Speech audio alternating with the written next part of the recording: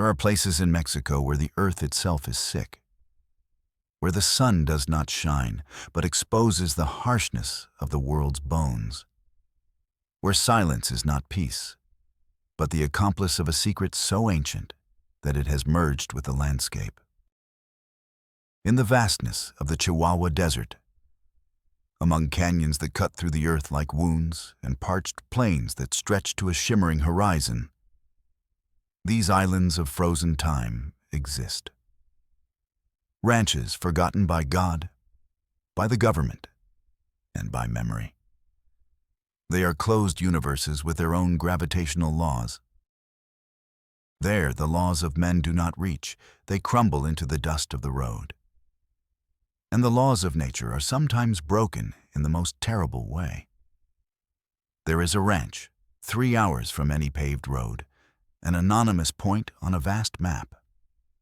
The locals, in whispers, know it as El Nido del Diablo, the Devil's Nest. Its real name, forgotten in some dusty land registry, is San Ezequiel, but no one calls it that.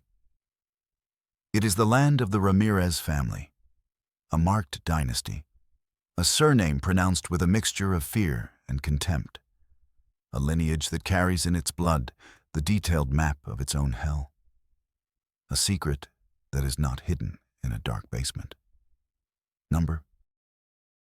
This secret walks in broad daylight, on the faces, bodies, and empty gazes of their children. I am Padre del Valle, and this is Realidad Mexico. Today, we are not going to explore ancient ruins or unearth lost treasures. Today, we are going to enter a living ruin. A family consumed from within, generation after generation, by a sin passed down through the blood.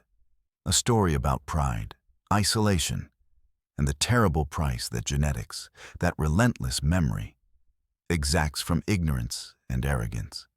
If you believe that there are truths that must come to light, even if they burn our eyes and freeze our souls, if you believe that indifference is the most refined and cruel form of evil, then subscribe.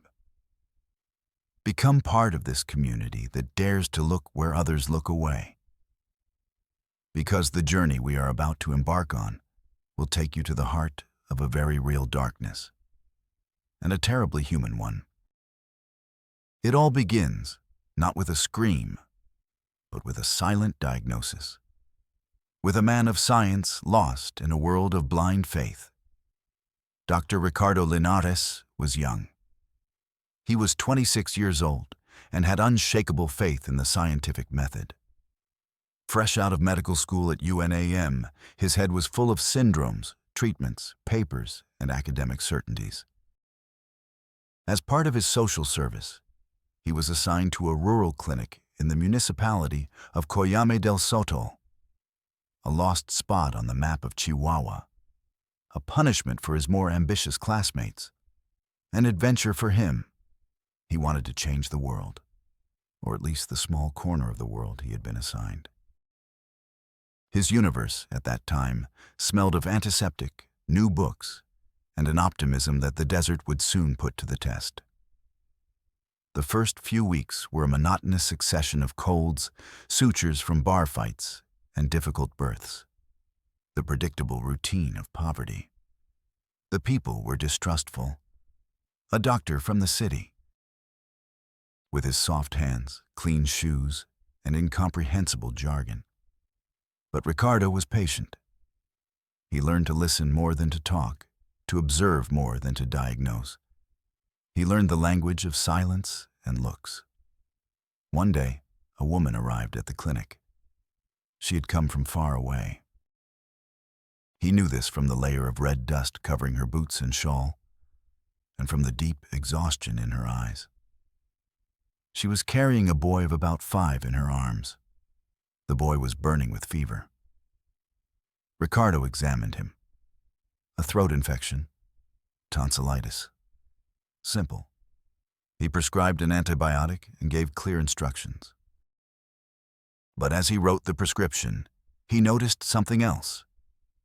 The boy's hand, which was hanging limply. His ring and middle fingers were joined together, stuck together by a membrane of skin from the base to the tip. Syndactyly, a relatively common birth defect. He made a mental note of it, but then he saw his eyes. They were too far apart. Hypertelorism. The distance between them was abnormal, and the shape of his skull. It wasn't rounded, it was slightly pointed at the top like a cone. Pterocephaly. None of these symptoms alone were alarming, but all three together, in the same patient, they were markers. Red flags waving in his trained medical brain, screaming a silent warning. "Where are you from?" Ricardo asked, with studied kindness, as he handed her the bottle of amoxicillin. The woman looked away toward the door, as if searching for an escape route. "From inside," she said. A non-answer, a one-word wall. "From the Ramírez ranch." The name floated in the stale air of the small clinic. Ricardo had heard that surname before. At the market, at the cantina. Always in hushed tones. Always followed by an uncomfortable silence, as if the name itself were a bad word. "Are there more children in your family?" Ricardo continued, his medical instincts now on high alert. The woman stiffened. Her body became a block of mistrust. She took the child, muttered a "thank you" that sounded like an insult, and left. She walked quickly, without looking back, disappearing into the blinding midday sun. Ricardo stood in the middle of the clinic. The smell of alcohol and gauze suddenly seemed sterile, useless. He had seen something that didn't fit. A constellation of symptoms that didn't belong in that place. In his textbooks, that triad of malformations was characteristic of very rare genetic syndromes. Syndromes that often, almost always, appear as a result of prolonged inbreeding. The word echoed in his mind. Cold, clinical, accusatory, incest. But it was only a theory, an academic suspicion, born of books and not of reality. A suspicion that, in the days that followed, would take root in his mind and become a dangerous, inescapable obsession. Ricardo began to ask questions, subtly at first. To the owner of the grocery store, an old and wise man. To the town cop, a bored young man. His two nurses, local women who knew everything. The reaction was always the same, a wall of silence. An immediate change of subject. "Doctor, don't get involved. It's none of your business. Those people are different. They're a different breed. They've always had their own rules. It's better to leave them alone, for their own good." The warnings, rather than deterring him, only fueled his professional curiosity. It wasn't morbid. It was instinct. A duty. If there was an isolated community with a high incidence of rare genetic diseases, it was his obligation, as the only doctor within 100 miles, to investigate, to document, and if possible, to help. How naive he was. How terribly naive. He decided to go. He came up with the perfect excuse.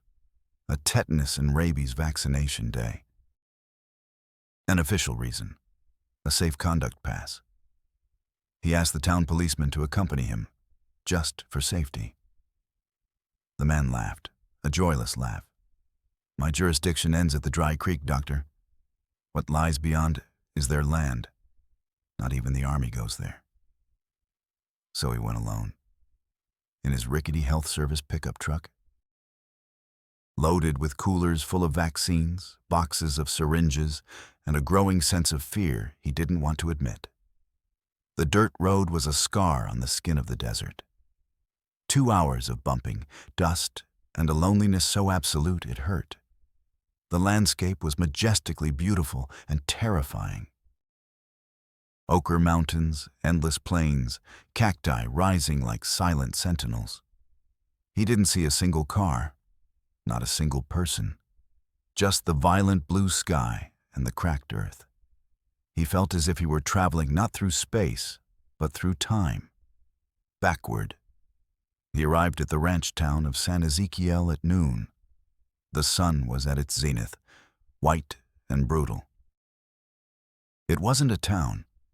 It was a handful of adobe houses and stone corrals, clustered chaotically around a larger, two-story house. The main house. The silence was total. It wasn't a peaceful silence. It was an expectant silence. There were no dogs barking. There were no chickens clucking. There were no children playing. Only the sharp whistle of the wind between the buildings. He got out of the truck. The heat hit him like a wall. The air was dry, difficult to breathe. He felt, more than he saw, dozens of eyes watching him from the dark slits that served as windows. He walked toward the large house. His heart was pounding. His boots kicked up small clouds of dust with each step. The sound of his own footsteps seemed like a desecration, a foreign noise in a world of silence. A woman came out to meet him at the front door. She was elderly. Her skin was a map of deep wrinkles, weathered by the sun and time. Her eyes were small, black, shiny like pieces of obsidian. Eyes that reflected nothing. She was the matriarch, Adela Ramírez. She didn't ask who he was or what he wanted. They were expecting him. The news of his journey, brought by a cowboy on horseback, had arrived long before him. "Doctor," she said. Her voice was harsh like sand. "We don't need you here. We take care of ourselves." Ricardo, swallowing hard, tried to explain the purpose of his visit. Vaccines, prevention, the health of the children. He used the simplest words, the kindest tone he could muster. The woman listened, impassive, her arms crossed over her chest, a statue of mistrust. Then, the door of the house behind him swung wide open. And Ricardo saw the Ramírez family's secret in broad daylight. A boy of about 7 came running out into the yard, or rather, crawling, but not like a baby. He moved with a strange, almost animal agility. On the palms of his hands and the soles of his feet, his knees and elbows not touching the ground, a blood-curdling quadrupedal movement. His back was bent in an unnatural way. He raised his head and looked at Ricardo. He had the same wide-set eyes as the child at the clinic, the same shape of skull. But his mouth was twisted into a permanent grimace, and a guttural sound came out of it, a constant whimper like that of a wounded animal. Ricardo froze, frozen under the Chihuahua sun. The vaccine case, which a minute ago represented science and progress, felt heavy and ridiculous in his hand. And then, as if that were a signal, more came out. Children, teenagers, young adults, of different ages, but all with the same unmistakable mark, the mark of the Ramírez family. A girl of about 10, her fingers and toes fused into a single shapeless mass, without joints. Tragic flippers. A tall, thin young man in his 20s, his face completely expressionless, his eyes milky white, without irises or pupils. Blind. A teenager who walked with difficulty, his knees bent backwards like the legs of a waiting bird in a grotesque and painful gait. A very small girl, no more than 4 years old, sitting on the doorstep, rhythmically banging her head against the adobe frame. Bang, pause, bang. She didn't cry. She didn't complain. She just hit herself. Again and again. They were a living museum of teratology, an encyclopedia of recessive genetic syndromes, manifested with a virulence and concentration that Ricardo had only seen in the most extreme textbooks. Apert syndrome, Carpenter syndrome, Tay-Sachs disease, acrocephalosyndactyly. Cold, clinical names that couldn't describe even a fraction of the horror of seeing them embodied, all together, in the same family, under the same relentless sun. Ricardo felt like he couldn't breathe, like the entire desert was stealing his oxygen. The midday sun seemed to intensify, burning the back of his neck, making him see black spots. He dropped the briefcase. The sound of metal and glass jars breaking on the ground was the only sound in an eternal minute. He took a step back, then another, an instinctive, animalistic retreat. He felt a sour nausea rising in his throat, a bitter fire. The orderly, predictable, scientific world he knew had been shattered against the reality of this ranch. This wasn't science. This was a Greek tragedy, a biblical curse unfolding in the dust of Chihuahua. The matriarch, Adela, hadn't taken her eyes off him. There was no shame in her eyes, no pity. There was defiance and a strange, twisted, chilling pride. "This is my family, Doctor," she said, her voice cutting through the air like sandpaper. "This is our blood. It's strong, it's pure, it doesn't mix with outsiders." And in that sentence, Ricardo understood everything. It wasn't ignorance, it wasn't just isolation, it was an ideology, a faith, a decision. He turned and walked away, his steps clumsy at first, then turning into a desperate run toward his truck. He didn't look back, but he could feel their eyes on his back. Empty stares, curious stares, hostile stares, the matriarch's stare. He opened the truck door, got in, and slammed it shut, as if that could keep the horror out. His hands were shaking so much that he could barely get the key into the ignition. The metal clanged against the plastic. He started the engine and sped away, kicking up a cloud of dust that hid him from view. He drove without thinking. The image of the children burned into his retinas. The boy crawling like an animal. The girl banging her head against the door. The white eyes, the fused hands. Halfway there, in the absolute solitude of the desert, he had to stop abruptly. He opened the door and vomited onto the dry, cracked earth. The bitter taste in his mouth was the taste of truth. A monstrous truth that lived, breathed, and reproduced in the solitude of the desert. A long silence. The music returns, desolate, melancholic, and deep. The Ramírez dynasty, the origin of the disease, began in the early 20th century with Ismael Ramírez, Adela's grandfather, the founding patriarch, the first sinner. A man who fled the violence of the revolution and found his personal kingdom in that isolated and inhospitable part of the desert. Ismael was a tough, biblical man, distrustful of everything that came from outside. The government, the church, other men. He married a woman from a nearby ranch. He had a son, Heriberto, and 3 daughters. Heriberto inherited his father's toughness, pride, and paranoid distrust. When it was time for Heriberto to marry, Ismael decreed that no woman from outside was good enough, pure enough, to join his bloodline. So Heriberto married the daughter of a distant cousin. The blood was already beginning to run dangerously close. But the real transgression, the point of no return, came later. Ismael's daughters grew up. They became women in the solitude of the ranch. And Heriberto, following a twisted and brutal logic, protected by absolute isolation, took them as second wives. His own sisters. He told them it was God's will, that it was to keep the land together, to keep the blood strong and untainted by the weaknesses of the outside world.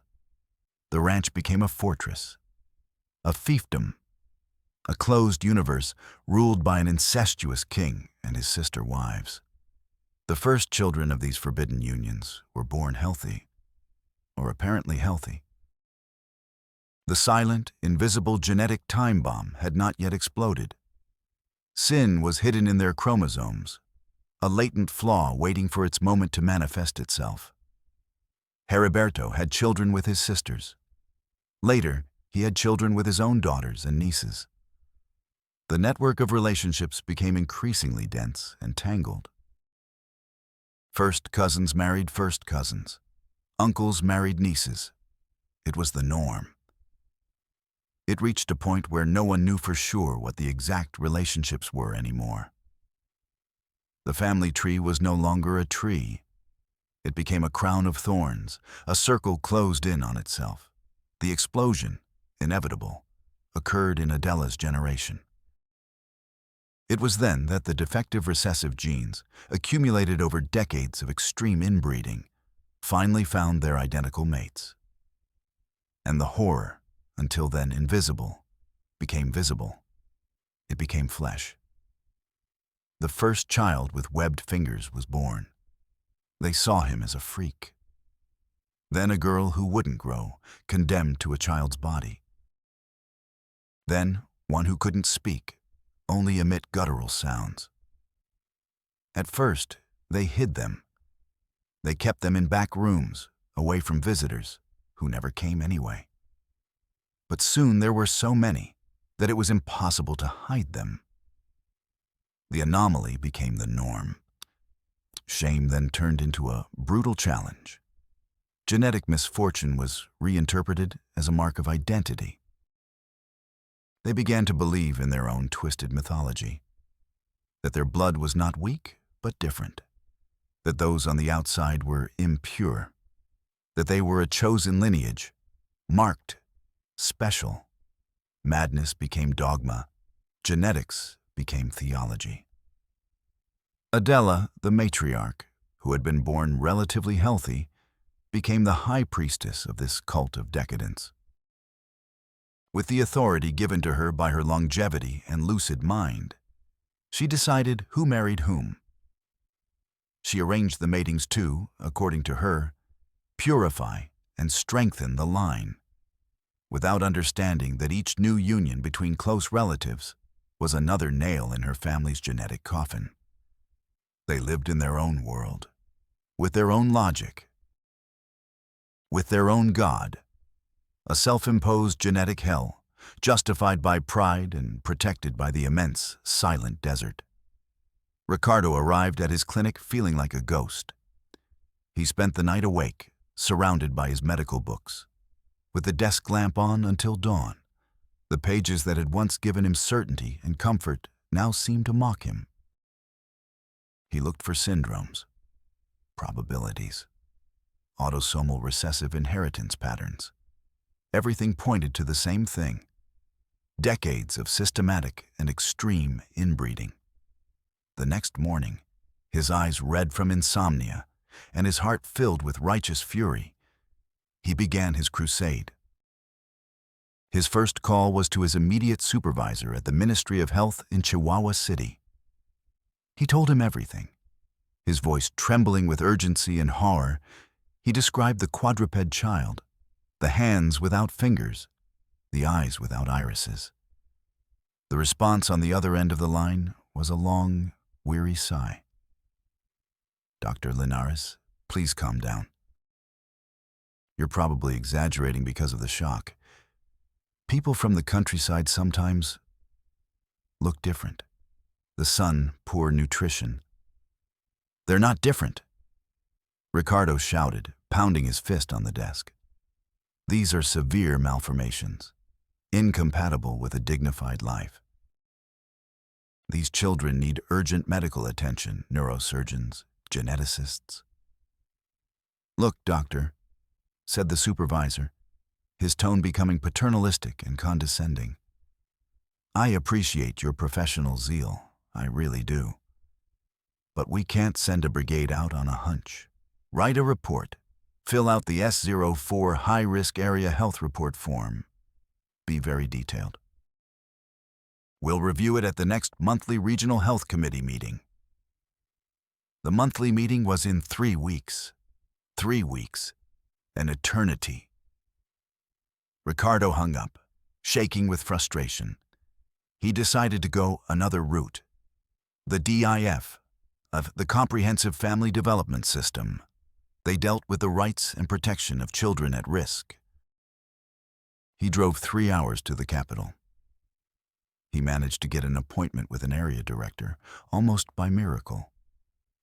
She was an elegant woman, impeccably dressed, with perfect hair and a professional smile that was a fortress.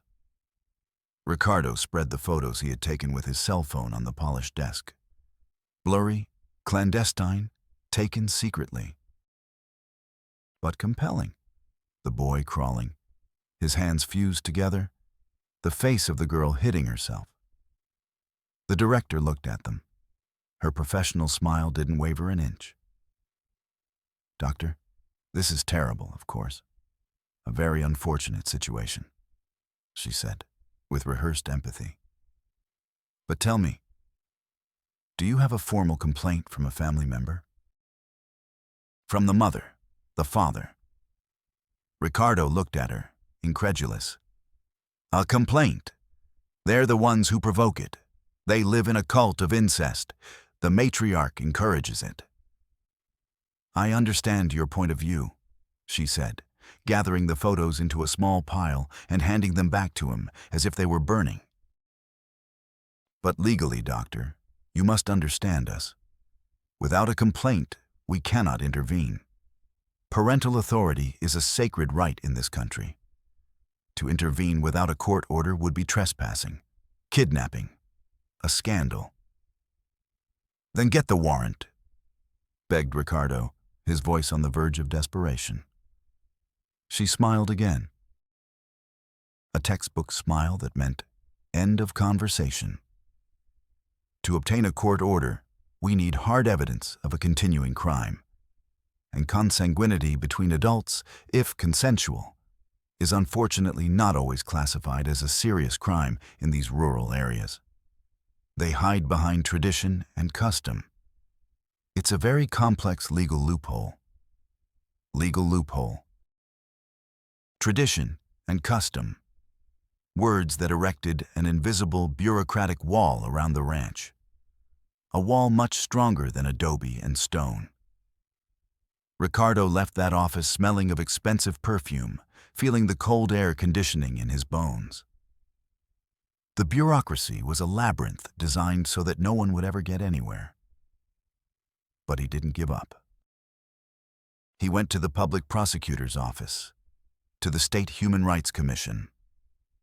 He told his story over and over again. He knew it by heart. Each time the response was a variation on the same theme. "We need more evidence. Fill out this form. Your request will be forwarded to the appropriate department. We'll call you."